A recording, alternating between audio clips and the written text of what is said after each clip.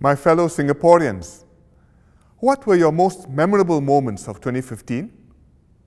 For me, 4 moments in particular stood out. The first was on the 29th of March, when we sent off our founding Prime Minister, Mr. Lee Kuan Yew. Singaporeans lined the streets to bid him a final farewell. The rain was pouring. As the gun carriage left Parliament House, people shouted his name. I was deeply moved to see everyone's faces, drenched, grieving, but not downcast. We were one people, grateful for what our pioneers had achieved, resolved to take Singapore further forward.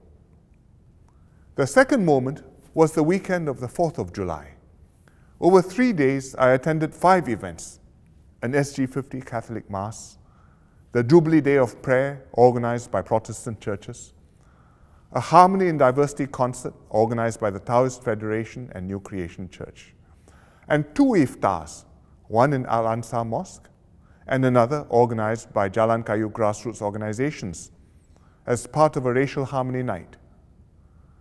Together, the events reflected the diversity of our society, our racial and religious harmony, and the Singapore identity which we have built over the past 50 years. My third moment was on the 9th of August, when we celebrated our Golden Jubilee at the Padang. It was not just the scale of the mobile column and fly past, but the Singapore story, told through the lives of ordinary Singaporeans, past and present. That's why, when our pioneer soldiers marched past, we gave them our loudest cheer. School children in LED costumes put up an energetic and spectacular performance to end the show on a high note. They reminded me why we are building Singapore and gave me confidence that they can chase their own rainbows and take Singapore higher and further.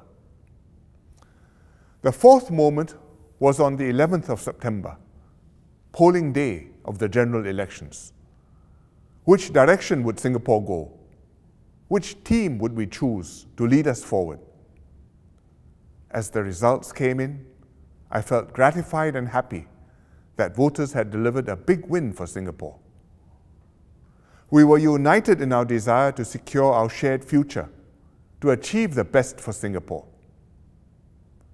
As I joined our supporters at Toa Payoh Stadium that night, I took a photo of a supporter who had brought her baby along to share this historic moment. It encapsulated what the election was about: our people and our future. Why did I find these 4 moments memorable? Because they showed the world and ourselves what a determined and united people can do. Why Singapore is a shining red dot. Despite the threats of ISIS and jihadist terrorism, when other societies are troubled by intolerance and racial tensions, here in Singapore, we rejoice in our multiracial harmony. Where other countries are mired in political gridlock and pessimistic for the next generation, we in Singapore are united, hopeful, and confident about our future.